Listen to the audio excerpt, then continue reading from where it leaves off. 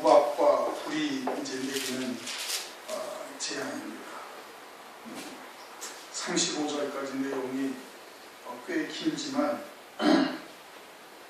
뭐 그렇게 어려운 것은 아니니까 다 참고하도록 하겠습니다. 13절을 보니까 여호와께서 모세에게 이르시되 아침에 일찍 일어나 바로 앞에 서서 그에게 이르기를 히브리 사람의 하나님 여호와의 말씀에 내 백성을 보내라. 그들이 나를 섬길 것입니다. 이제 바로가 아침에 일찍이 일어나니까 모세도 아침에 일찍이 바로에게로 가라 그렇게 말씀을 하시고 있는데, 바로나 애국은 영적으로 보면 육에 속한 자, 땅에 속한 자의 신앙을 또한 가리키고 있는 것이죠. 특히 육에 속한 자나 세상에 속한 자들의 신앙을 가진 자들이 때로는 훨씬 더 부지런하고 새벽 기도도 사실 더 열심히 드리고 그렇습니다. 그러니까 우리가 이제 영에 속한 자다 또는 진리가 있다 해서 게을러서는 안 되고, 사실은 그와 같은 믿음의 열심 또 그러한 헌신 이런 것이 사실은 옳은 것이죠. 그렇게 이제 아침에 일찍 일어나서 바로 앞에 서서 그 얘기를 히브리 사람의 하나님 여호와라. 히브리 사람이라는 것은 우리가 지난 시간에도 참고를 했어요. 히브리 사람이라는 것은 강을 건넌 자요. 그것은 영이 산 자요, 영으로 사는 자를 의미하는 겁니다. 육체의 강을 건넜다는 얘기죠. 육으로 살지 않냐고 영적인 생명으로 사는 자고, 그렇게 사는 자들의 하나님이 되시는 거예요. 하나님, 산자의 하나님이다. 산자의 하나님이다. 하나님은 영원한 생명으로 살아계시잖아요. 그렇죠? 그러니까 이 땅에서도 영원한 생명으로 사는 자들의 하나님이 되시는 거예요. 그리고 그들을 하나님의 백성이라고 여기시고 그들을 항상 지켜보고 계시는 것이죠. 그들의 하나님이다. 히브리 사람의 하나님이다.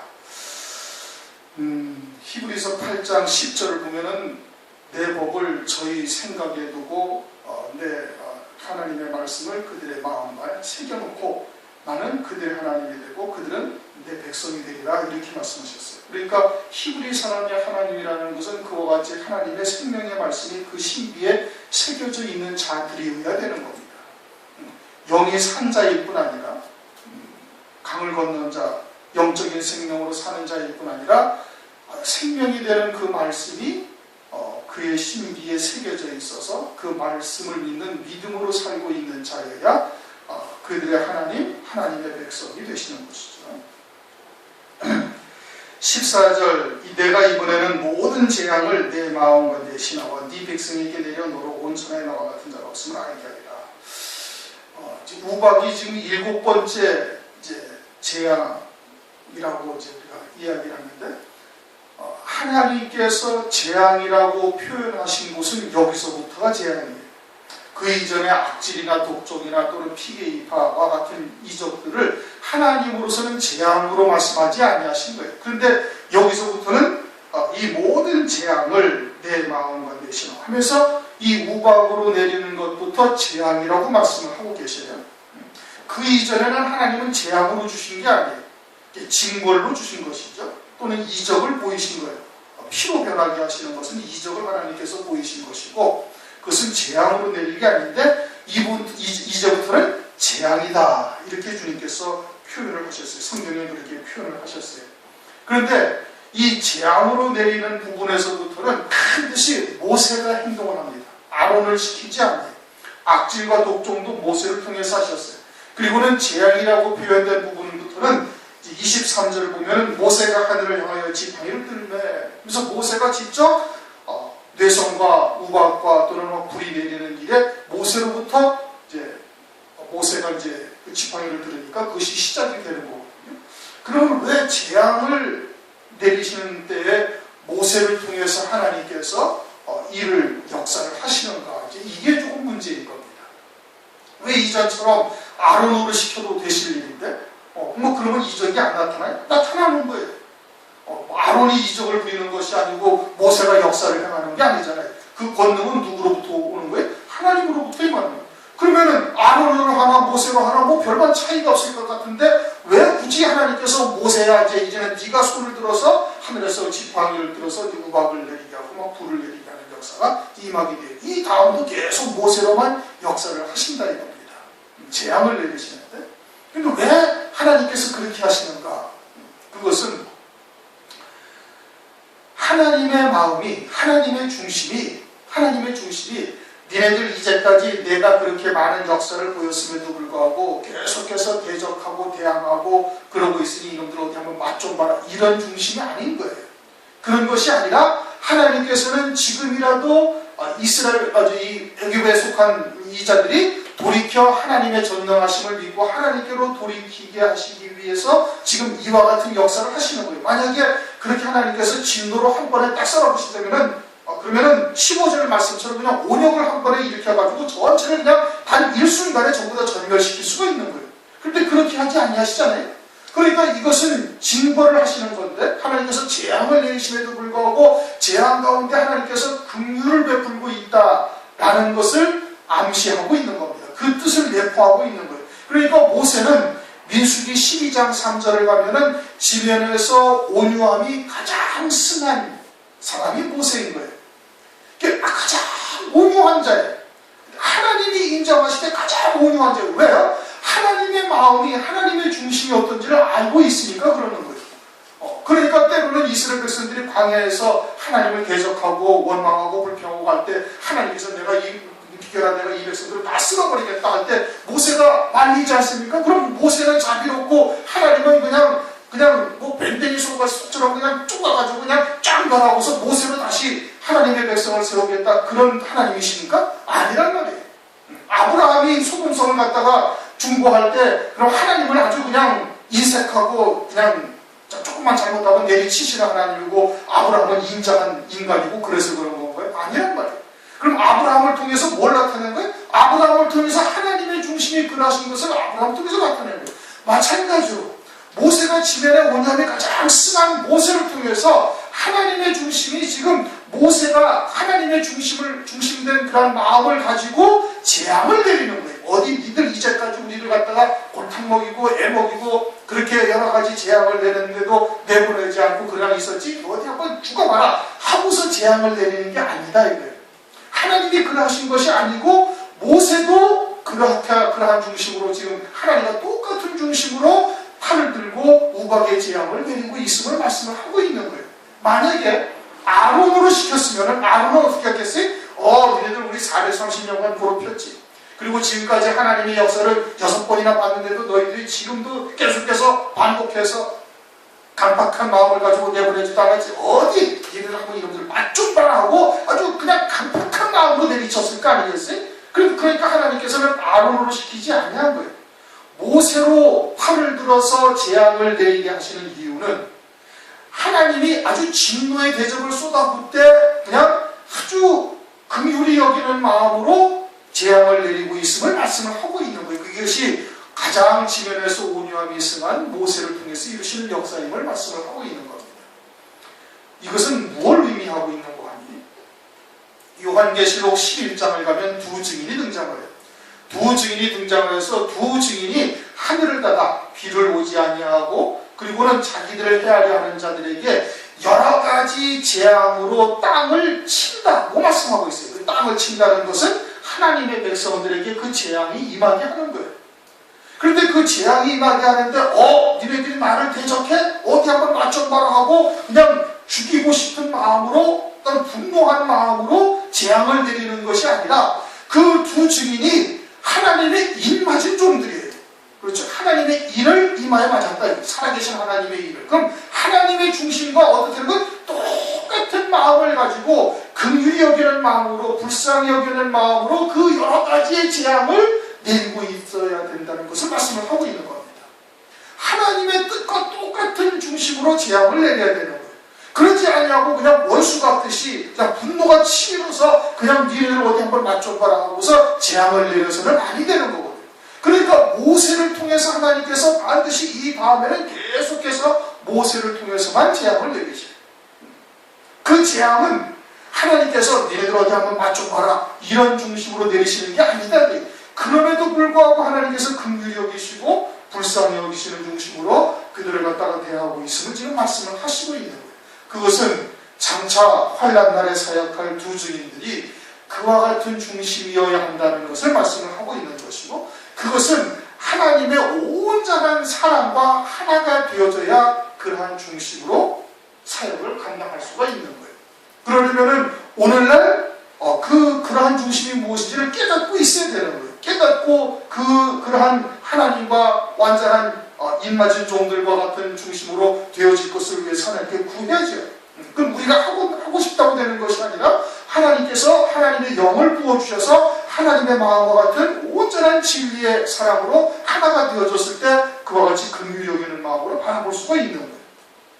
그래서 모세로 이 재앙을 내리게 하시는 거예요. 15절 네가 손을 펴서 온역으로 너와 내 백성을 쳤다면 14절 내가 이번에는 모든 재앙을 내 마음과 그럼 바로의 마음에도 재앙을 내린다는 것은 무엇을 의미하는 거예요?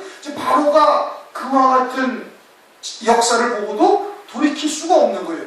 이제 바로와 같은 중심의 사람들이 그처럼 재앙 가운데서도 돌이키지 못하는 역사가 앞으로도 있게 되어질 것을 우리에게 그림자로 보여주시는 것이죠.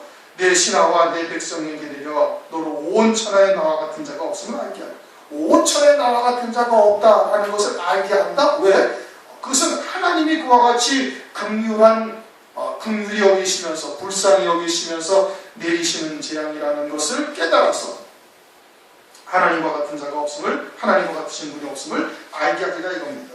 어떻게? 15절 온역으로 한번 치면 어떻게 돼? 그냥 다 이 순간에 다 진멸시킬 수가 있는 거예요. 그런데도 그러하지 아니하고 하나님께서 16절 내가 너를 세웠으면 나의 능력을 내게 보이고 내 이름으로 온 천하에 전파되게 하였습니다. 그렇게 해서 오늘날까지도 하나님의 전능하심을 우리들로 하여금 깨닫게 하시는 것이죠. 계속해서 그와 같은 역사가 하나님의 백성들에게 그들을 전파되게 하고 있는 겁니다. 17절 네가 여전히 내 백성 앞에 자고하고 그들을 보내지 않니.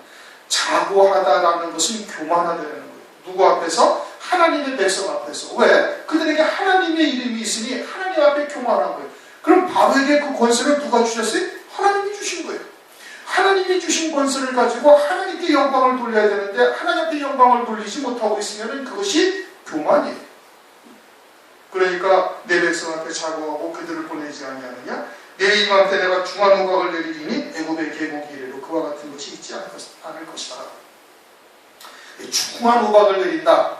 아주 이제 큰 우박을 내려가지고 사람도 맞으면 죽을 정도의 우박을 내리는 거예요. 사람이나 짐승이나 그러니까 밭에 있는 채소나 이런 것은 말할 것도 없죠. 그런 중간 우박이 내려가지고 이제 애국을 완전히 이제 초토화시키겠다 이런 뜻인 겁니다. 그런데 이제 이와 같은 중간 우박이 환난 날에도 역시 임하게 되어지는 거예요. 요한계시록 16장 보면 마지막 7번째 진노의 대접을 쏟아부으실 때 땅이 세 갈래로 갈라지는 큰 지진을 하면서 하늘에서 우박이 내리는데 그 중수가 한 달란트다. 한 달란트라는 것은 60kg 정도의 우박이 떨어지는 거예요. 말이 그렇지 60kg의 우박이 하늘에서 떨어지면 건물이고 남아있을 게 하나도 없는 겁니다. 다 그냥 아주 그냥 초토화 되는 것이죠. 그렇게 그와 같은 우박이 내릴 것에 대한 그림자로 지금 하나님께서 이 출애굽의 과정 가운데 그림자를 우리에게 보여주시는 거예요. 욥기서를 보면은 하나님께서 그 우박이 욥기서 38장 22절 23절을 보면 네가 눈 곳간에 들어갔었느냐 우박 창고를 보았느냐. 하늘에 눈 곳간이 있고 또 뭐가 있대? 우박 창고가 있다는 거예요. 내가 환난 때와 전쟁과 격투의 날을 위하여 이것을 저축하였노라.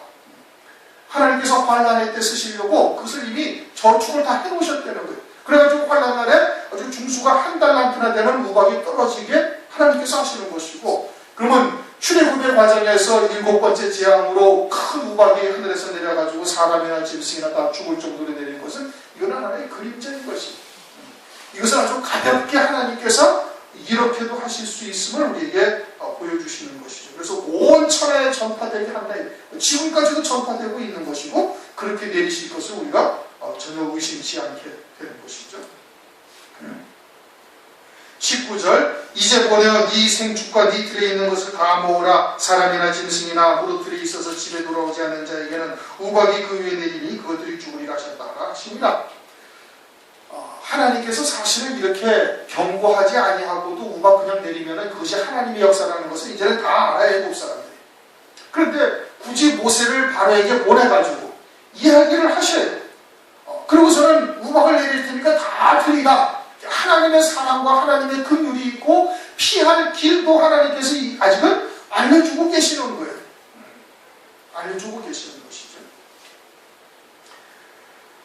그러니 하나님의 은혜가 이제 긍휼하심이 있음을 우리가 알 수가 있는 것이고, 죽으리라 하셨다가 바로의 신하 중에 여호와의 말씀을, 그러자 이제 바로의 신하 중에 여호와의 말씀을 두려워하는 자들이 있고, 21절 두려워하지 아니하는 자들도 있는 거예요. 하나님의 말씀을 두려워하는 자들은 어떻게? 생축이나 곡식이나 이런 것들을 다 곡간으로 드리고 집안으로 다 들여서 들에 있는 것만 죽인다고 멸한다고 하셨으니까, 그렇게 다 하나님의 말씀을 두려워해서 드리는 자들도 있을 것이고, 두려워하지 않는 자는 그냥 방치해뒀다가 어떻게 전부 다 망하는 것이 되는 거예요. 하나님을 믿지는 않지만 그 징벌하심을 두려워하는 자들이 있는 거예요. 오늘날 세상에도 그런 자들 많거든요. 하나님의 징벌을 두려워하는 자들이 때로는 있기도 하죠. 더 큰 것은, 더 중요한 것은 그 집 주인의 마음에 따라가지고 그 종들이나 또는 우양들이 죽기도 하고 살기도 하는 거예요. 마치 아브라함과 롯과 같이 롯을 따라간 종들은 소돔과 고모라가 멸망당할 때 롯만 나왔어요. 롯과 두 딸만 나왔죠. 그러면 거기에 많은 양떼도 갔고 또 아브라함의 종들과 롯의 종들이 있어서 서로 이 우양들을 먹일 초지를 위해가 초지 때문에 서로 다투기도 하고 그러지 않았었습니까? 그럼 그와 같은 종들이나 우양들이 다 함께 롯을 따라서 소돔과 고모라로 내려갔는데 그것들은 아무도 구원받지 못하고 아무도 살지 못하고 사람도 다 죽고 우양도 다 거기서 유황과 불에 불타 죽어버렸어요. 그러니 주의 종이 또는 지도자가 어떠한가에 따라서 그 양들이 살기도 하고 죽기도 하는 거예요. 이 지도자가 목사가, 오늘날로 말하면 교역자요, 목사들이 어떠한가에 따라가지고 그 맡겨진 양떼들이 다 살기도 하고 죽기도 하는 거죠. 그런 것을 우리가 한번 잘 생각을 해봐야 되는 것이죠. 22절 여호와께서 모세에게 이르시되 너는 하늘을 향하여 손을 들어 애국 전국의 우박이 애국 땅의 사람과 짐승과 밭의 채소에게 모든 채소에게 내리게 해라. 모세가 하늘을 향하여 지팡이를 들매 여호와께서 뇌성과 우박을 보내시고 불을 땅에 내려 달리게 하시니라. 여호와께서 우박을 애국 땅에 내리시네. 그래가지고 이제 모세가 소리를 하늘을 향해서 들으니까 하늘에서 이제 뇌성과 우박이 막 내릴 뿐만 아니라 불을 내려 땅을 달리게 하면서 그냥 부서진 것들을 다 불태워 사라지게 하는 거예요. 히브리서 12장을 보면 하나님께서 땅만 진동하셨을 뿐 아니라 또 한 번 하늘도 진동하리라. 왜 그러냐? 이제는 영존케 하는 것들을 영존케 하시기 위해서 진동될 것들을 다 멸하신다 이겁니다. 땅도 한 번 멸하셨지만 앞으로는 하늘 위에다가 자기들을 하늘에다 쌓아놓았다고 하는 것들도 하나님께서 다 한 번 흔들어서 멸하시겠다. 그리고서는 그 히브리서 12장 그 다음에 뭐라고 말씀하시는 거 아니에요? 하나님은 소멸하는 불이시라. 그렇게 말씀해요. 소멸하는 불이다.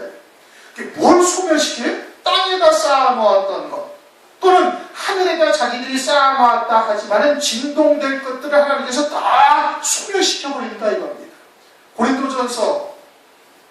고린도전서 3장에도 보면은 하나님께서 우리가 이 땅에서 그리스도의 터 위에 각각의 공력으로 나 어떤 사람들은 나무와 불과 짚으로 집을 짓고 어떤 사람은 금과 은과 보석으로 집을 짓는데 그것이 불과 같은 공력의 시험이 한 번 있다 이겁니다. 그래가지고 불에 탈 것들은 다 불타고 없어지고 겨우 불 가운데서 구원받은 자와 같이 된다. 누가? 육에 속한 자가. 육에 속한 자가 그렇게 된다고 말씀하고 있죠. 그처럼 불을 내어 땅을 달리게 한다는 것은 우박에 맞아가지고 부서졌던 것, 땅에 쌓아놨던 것들을 하나님께서 어떻게 하신다? 다 불태우는 역사가 있게 되어질 것을 말씀을 하고 있는 겁니다.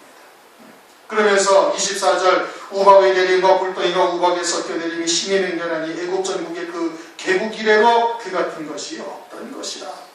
개국 이래로 없다는 말씀이 지금 24절과 18절 두 번에 걸쳐서 말씀을 하고 있어요. 한 번만 말씀하시면 되잖아요. 근데 두 번에 걸쳐서 계속 말씀하고 있어요. 그러면서 우리가 성경을 보면 다니엘서 12장 1절에도 개국 이래 없던 큰 환란이 있을 것을 말씀하시고 창세기 마태복음 24장에도 보면은 창세 이래 없던 환란이 앞으로 있을 것을 말씀을 하고 있는 거예요. 그러니까 이 출애굽의 과정을 통해서 애굽의 개국일에 없던 환란이라는 것을 두 번씩이나 강조해서 말씀하시는 것은 이것은 장차 있게 되어질 그리스도의 환란을 그림자적으로 계시해 주는 거예요. 우박의 재앙이 마지막 진노의 대접에 해당되어지는 것과 그 진노의 대접에 그림자로 보여주시는 것처럼 애굽의 개국이래로 없던 것이라고 이렇게 두 번씩이나 계속해서 말씀하시는 것은 환란의 재앙에 대한 그림자적인 역사를 말씀하고 있는 것이죠. 우리가 환란이라는 것을 가볍게 때로는 생각을 할 수도 있는데, 그런데 성경에서는 그것을 창세 이래 없던 환란이다 그렇게 말씀하죠. 창세 이래 없던 환란. 그러니까 우리가 지금까지 일생을 살아가면서 어떤 고난을 겪고 어떠한 엄청난 환란을 겪었다 할지라도 그보다 훨씬 더 큰 환란이 이제 적그리스도의 환란이다라고 말씀을 하고 있는 것이죠. 그러니 그와 같은 개국일에 없던 환란, 창세일에 없던 환란이 되어지면은 그때 하나님의 자녀들이 온전히 견딜 수 있는 사람은 아무도 없는 거예요. 그러니까 하나님께서 그 환란의 때를 강화해 주신 것이죠. 그리고는 성령으로 말미암아 일곱 영으로 충만케 하셔서 환란을 이겨나갈 수 있게 하시는 거예요. 그런데 오늘날 개국일에 없던 환란이 교회는 상관이 없다고 그러고 다 지나가고 있는데 그런데 환란이 없다라든지 또는 환란전이 휴거가 된다든지 엉뚱한 소리를 해가지고 그와 같은 창세에 없던 환란에 대한 하나님의 뜻, 구원의 뜻을 흐리게 하는 역사가 오늘날도 있음을 우리가 이제 볼 수가 있어요. 그러나 그와 같은 창세에 없던 환란은 반드시 교회들이 지나가야 될 것이고 그 가운데 하나님의 백성들을 갖다가 이제 나누시는 역사가 이제 반드시 있게 되어지는 겁니다. 그러면서 25절 우박이 애굽 온 땅의 사람과 짐승을 문하고 밭에 있는 모든 것을 쳤으며 우박이 또 밭의 모든 채소를 치고 들의 모든 나무를 꺾었을 때 이스라엘 자손에 거한 고산 땅에는 우박이 없었더라. 그러면서 이제 고센 땅과 애굽 땅이 우박의 재앙을 이제 가지고서 이제 구별하고 계시죠. 마찬가지로 고센 땅과 같은 예비처가 환란 가운데 있게 되어져서 후 3년 만에 3년 이제 42달 동안 그들을 한때 두때 반대를 보호 양육하는 곳이 있음을 그림자로 지금 현재 계시를 해 주시고 있는 것입니다.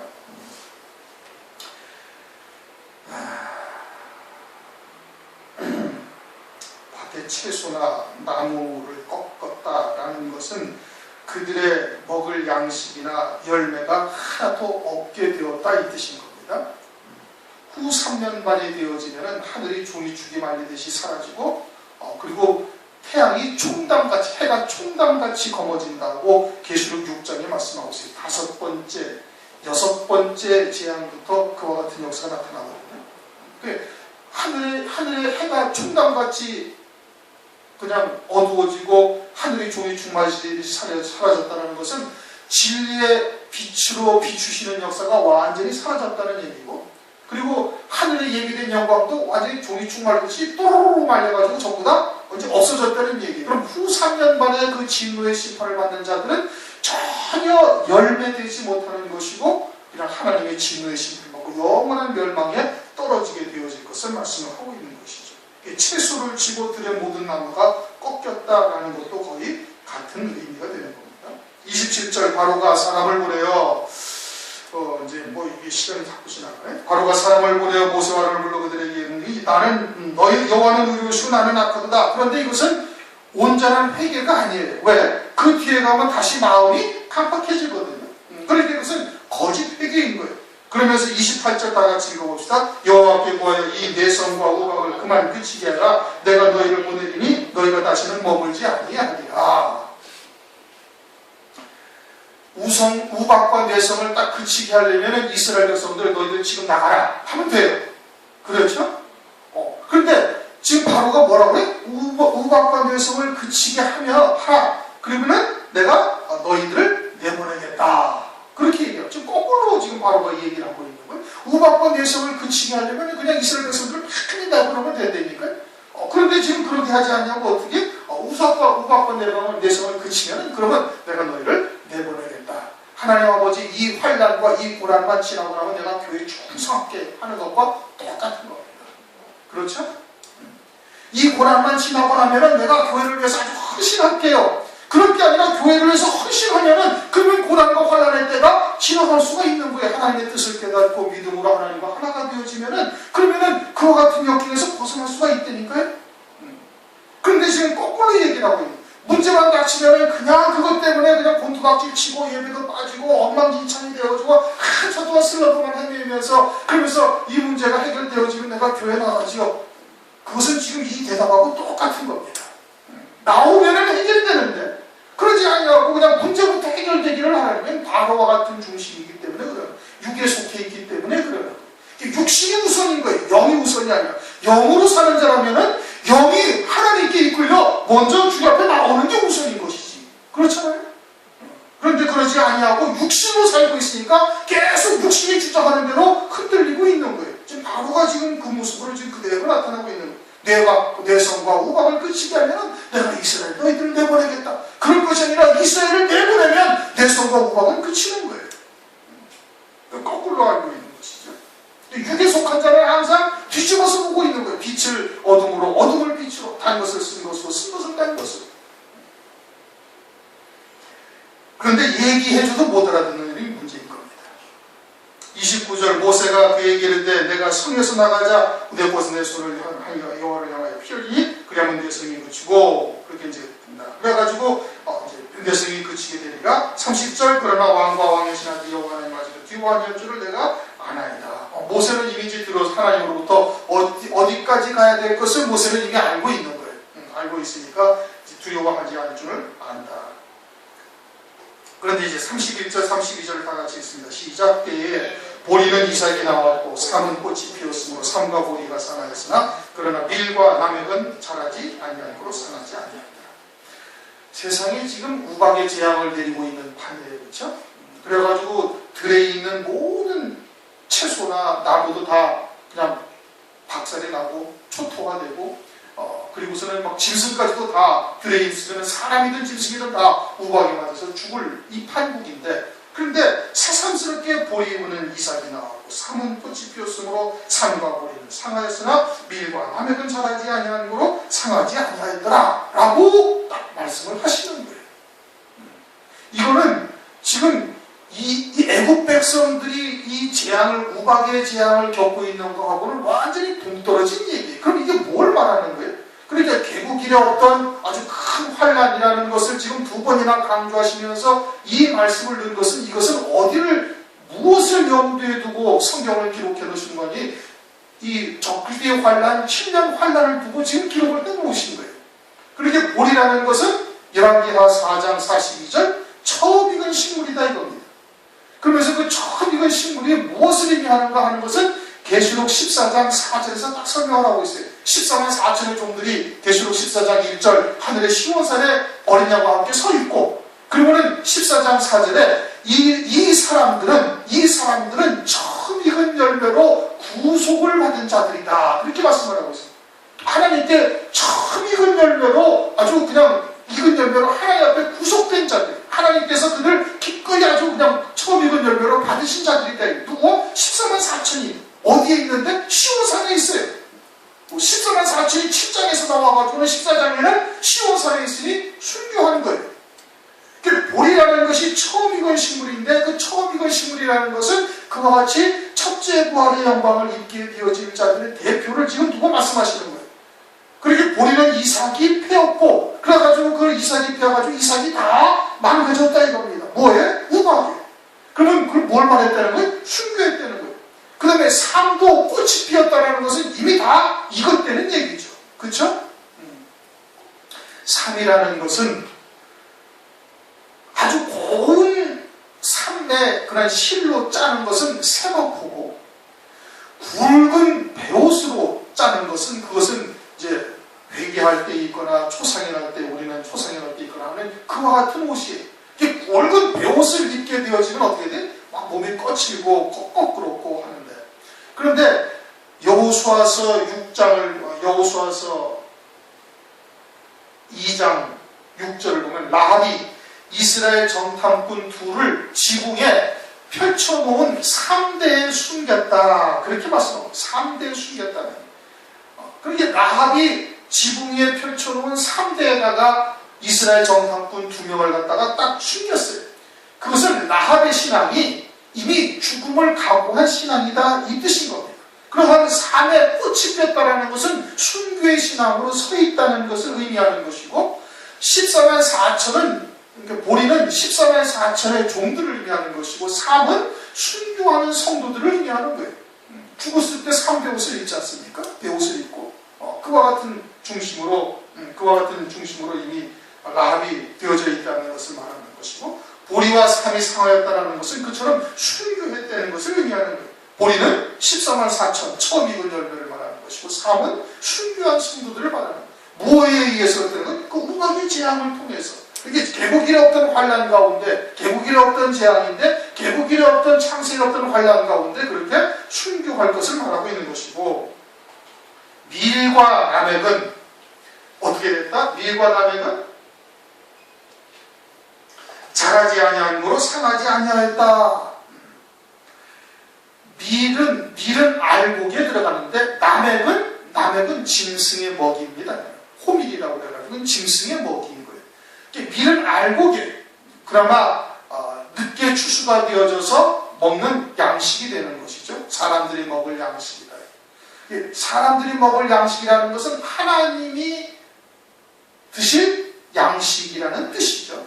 그러면은 이제 삶과 보리는 순교 성도를 의미하는 것이고 밀과 나멕은 아직 자라지 아니하였다. 그래 환란 전에 이미 다 어린 양의 생명책에 농명이 된 자들은 그들은 순교 성도들인 것이고 이 밀은 어떻다는 거예요? 밀은 환란 가운데 그때서야 깨닫고 짐승표를 받지 아니함으로 말미암아서 예비처로 가는 성도들이에요. 알곡은 알곡인데 순교 성도는 아닌 것이죠. 나멕은 짐승의 먹이가 되었던 것처럼 짐승표를 받고 짐승을 경배하고 환란 가운데 3년 반 동안은 육신의 양식을 위해서 먹고는 살지만은 후 3년 만에 하나님의 진노의 심판을 받고 영원히 멸망에 처해지게 되어진 자들을 그림자로 계시하는 겁니다. 우박은 개국 이래 없던 큰 환란을 말하는 것인데 이것을 2번씩이나 강조하고 보리와 삶, 밀과 나멕을 말씀하시는 것은 장차 있게 되어질 환란의 때를 그림자적으로 계시해 주는 거예요. 그때 14만 4천의 종들이나 또는 어린 양의 생명책에 농명이 된 자들이 순교할 것과 예비처로 갈 성도들과 짐승표를 받고 멸망하게 되어질 자들이 있음을 말하는 겁니다. 모든 교회는 모든 그리스도인들은 이 넷 중에 보리나 삶이나 밀이나 나멕 중에 하나에 다 해당됩니다.